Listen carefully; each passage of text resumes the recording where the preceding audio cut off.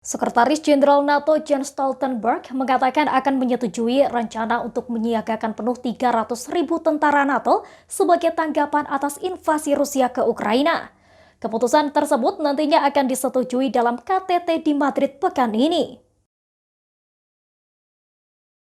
Jens Stoltenberg mengatakan pasukan NATO di negara Baltik dan 5 negara garis depan lainnya akan ditingkatkan sampai tingkat brigade, 2 kali atau 3 kali lipat menjadi antara 3.000 dan 5.000 tentara. Pertemuan tingkat tinggi oleh aliansi militer beranggotakan 30 negara ini akan berlangsung mulai Selasa hingga Kamis pekan ini. NRF saat ini berjumlah hingga 40.000 personel dan perubahan akan dilakukan karena ancaman serangan Rusia.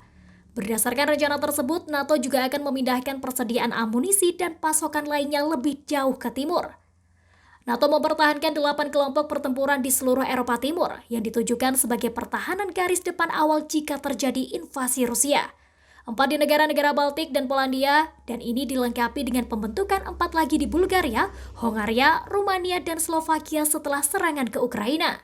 Jerman mengatakan bulan ini akan menyumbangkan 1 brigade pasukan untuk mempertahankan Lituania. Stoltenberg mengharapkan anggota NATO lainnya membuat pengumuman serupa untuk membela negara-negara yang menjadi tanggung jawab mereka.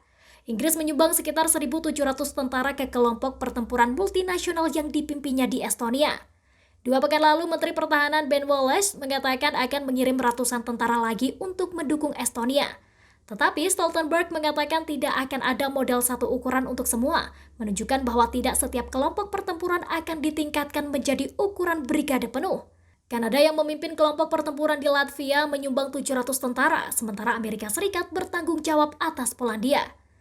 NATO merilis angka yang menunjukkan bahwa pengeluaran pertahanan di antara 30 anggotanya diperkirakan akan meningkat sebesar 1,2% secara real pada tahun 2022 ini.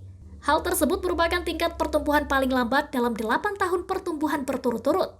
Sementara itu, Sekretaris Jenderal Norwegia tidak dapat menjanjikan apapun tentang kemajuan aplikasi Swedia dan Finlandia untuk bergabung dengan NATO. Ini lantaran Turki mengajukan keberatan atas hal itu. Stoltenberg mengatakan Presiden Turki Recep Tayyip Erdogan bersedia bertemu Perdana Menteri Swedia Magdalena Andersson dan Presiden Finlandia Sauli Niinisto di Madrid pada Selasa 28 Juni 2022. Upaya ini dilakukan guna menyelesaikan tuntutan Turki kepada kedua negara Nordik tersebut. Namun dia tidak yakin akan ada terobosan pada pertemuan di sela-sela acara NATO. Turki mengancam akan memblokir aplikasi Swedia dan Finlandia kecuali menerima jaminan bahwa 2 negara Nordik ini bersedia mengatasi kelompok teroris yang bersembunyi di sana. Sementara Presiden Ukraina Volodymyr Zelensky dijadwalkan akan berpidato di KTT NATO pada Rabu pagi. Ia akan membahas permohonan senjata lebih lanjut dari negara barat. Stoltenberg mengatakan NATO akan menyetujui paket bantuan yang diperkuat dan komprehensif untuk Kiev.